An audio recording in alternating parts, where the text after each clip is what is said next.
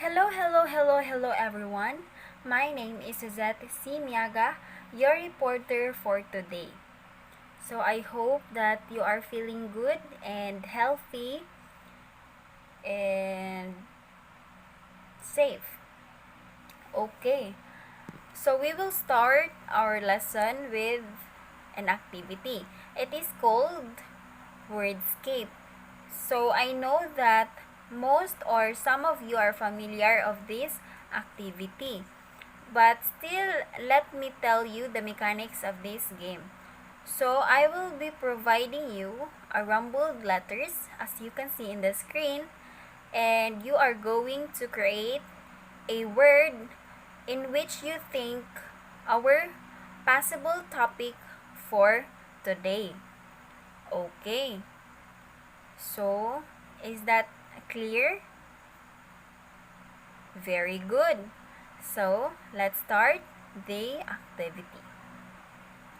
What can you create of these given letters? Very good. It's constructivist. The next one. What can you make of these given letters? Very good. It is a theory. Okay. So let me present to you the objectives of our discussion. So at the end of the discussion, the learners will be able to define the meaning of constructivism, explains the significance of constructivism and their impact to EPP teaching, appreciate the effectiveness and importance of using the constructivism learning theory inside the classroom. Okay, constructivist. Constructivist is one of learning theory. So when we say learning theory, it describes how students receive, process, and retain knowledge during learning. Cognitive, emotional, and environmental influences, as well as prior experience, all play a part in how understanding or a worldview is acquired or changed and knowledge and skills retained. So when we say theories, it provides a basis to understand how people learn and a way to explain, describe, analyze, and predict learning. So now, we will focus on the constructivist or constructivism theory. So when we say constructivism, it is a theory based on observation and scientific study about how people learn. So, it is the theory that says learners construct knowledge rather than just passively take an information. Constructivism is also often misconstrued as learning theory that compels students to reinvent the wheel. So let me highlight the phrase there, reinvent the wheel, which means it is a waste great deal of time or effort in creating something that already exists.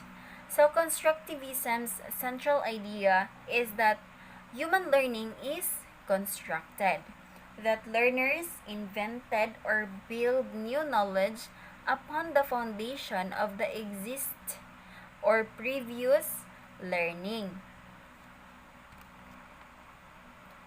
So we have here the characteristics of constructivism. So first one, we have learners construct understanding. So when we say learners construct understanding, it means that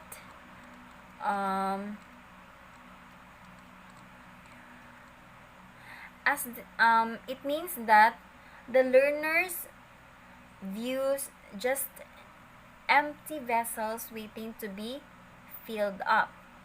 They see learners as active thinkers who interpret new information based on what they already know. They construct knowledge in a way that makes sense to them. Okay, the second characteristic is new learning depends on current understanding. So background inform is very important.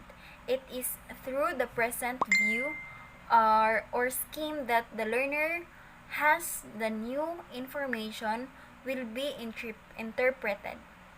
So the third characteristic is learning is facilitated by social interaction. Constructivists believe in creating a community of learners within classrooms. Learning communities help learners take responsibility for their own learning.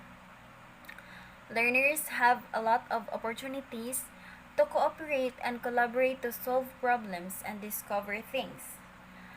Teachers play the role of a facilitator rather than an expert who has all the knowledge. Then, the last characteristic, or the fourth one, is meaningful learning occurs when authentic learning task. So, an authentic task is one that involves a learning activity that involves constructing knowledge and understanding that is so akin to the knowledge and understanding needed when applied in the real world. So, let's have an example. So, a writing activity where 6-year-old prepare a checklist of things they need to do in school is more an authentic activity than for them to be working only on tracing worksheets with dotted lines. So that makes authentic learning tasks. So, constructivist approaches to teaching. Constructivist learning theory underpins a variety of student-centered teaching methods and techniques which contrast with traditional education, whereby knowledge is simply passively transmitted by teachers to students. So, constructivist learning theory is a student-centered teaching methods. It is contrasting the traditional education way of teaching.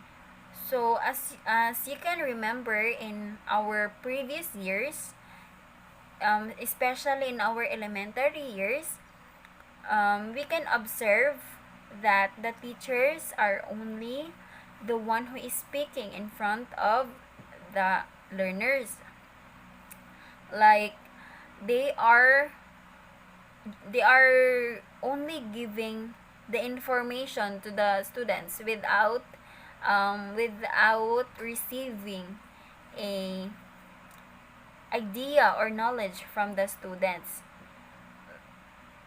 This is like the banking of the concept of education, in which the bank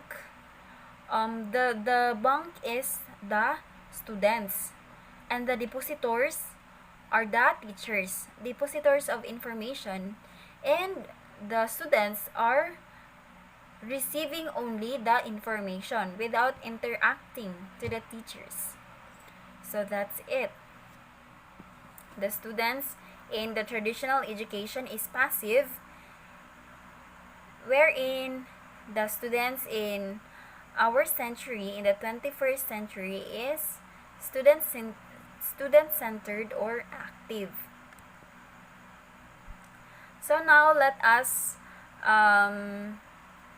differentiate, or let us compare the traditional classroom and the constructivist classroom. So for the first one, for traditional classroom, strict adherence to a fixed curriculum is highly valued, where in constructivist classroom, pursuit of student questions and interest is valued. So, like in traditional, they are just basing the curriculum. in which in constructivist they are pursuing the students' interests. They are prioritizing the students' learning. Traditional classroom learning is based on repetition, while in constructivist classroom learning is interactive, building on what the student already knows.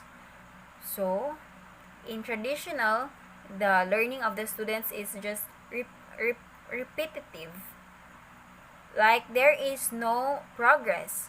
The teacher is only repeating the lesson or the information. They only repeat the information they already give.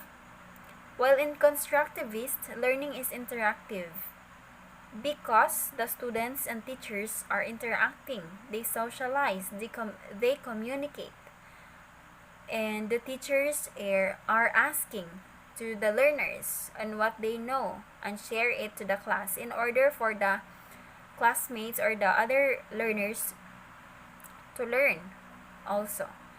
Then, in traditional classroom, it is teacher-centered, while in constructivist classroom, it is student-centered. So, teacher-centered in traditional classroom because it is focusing on teachers. They are the one who only give the information. They are the one who only talk in front of everyone. The students there are passive. While in constructivist classroom, it is student-centered. Therefore, the students are active because there is an interaction.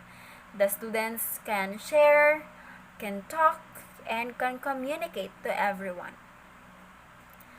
Then, for the fourth one, in traditional classroom, teachers disseminate information to students. Students are recipients of knowledge or passive learning. Then for constructivist classroom, teachers have a dialogue with students, helping students construct their own knowledge or active learning.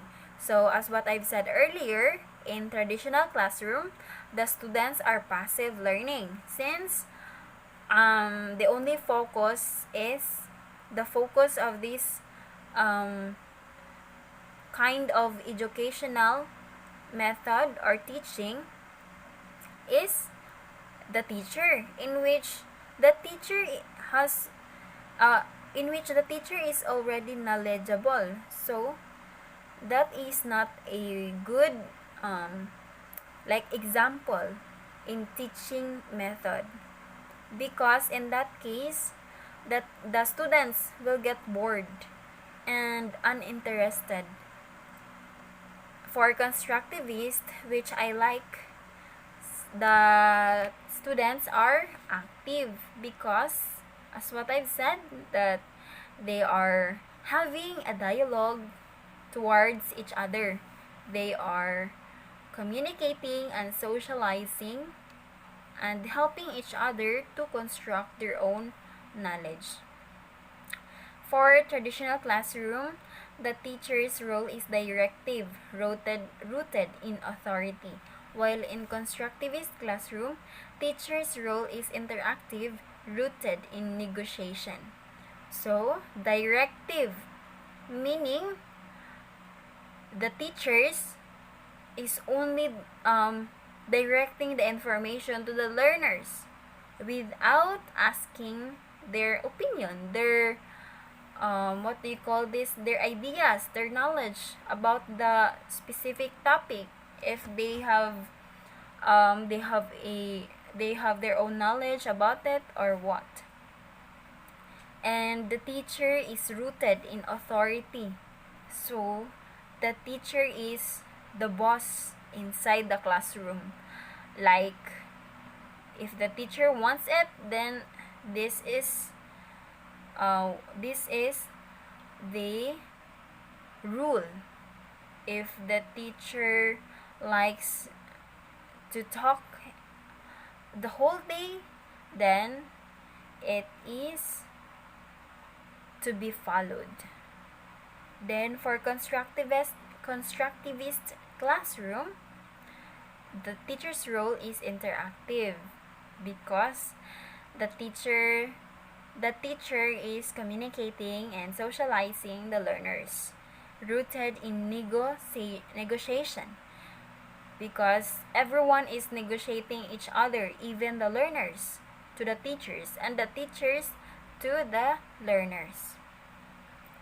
Then lastly, in traditional classroom, students work primarily alone, very competitive. And in constructivist classroom, students work primarily in groups, and it creates cooperative. So yeah, I can say that in the previous years, the students are very competitive because the works or the tasks are given by the teachers um, individually. Like they are making projects individual, and yes, and in constructivist classroom, the students work primarily in groups. Yes. More on in 21st century teaching method, the teachers are letting the learners make a project by group to enhance cooperative, also coordination.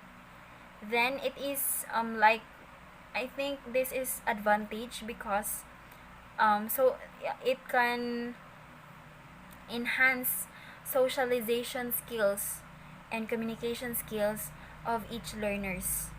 Like they will not be able to feel alone in doing the task. So that's it.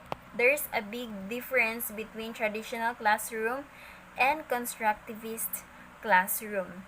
And I can say that I prefer to choose the constructivist classroom because for me, it is effective and interesting. Like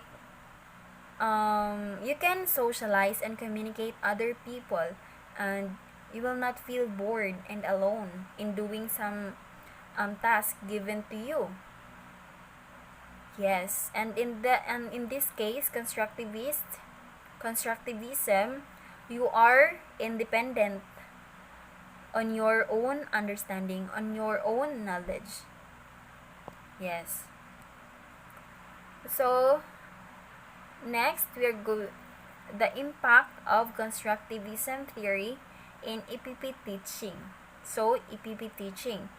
So using constructivism theory in EPP teaching, the students are active. So as we've discussed earlier, that constructivism is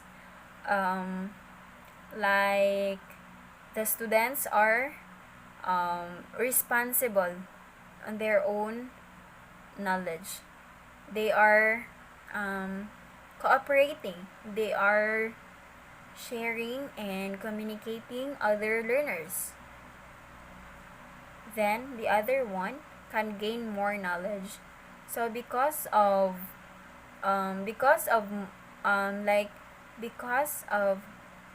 ideas given to you by the teachers, and the ideas also shared by your classmates, then you can gain more knowledge.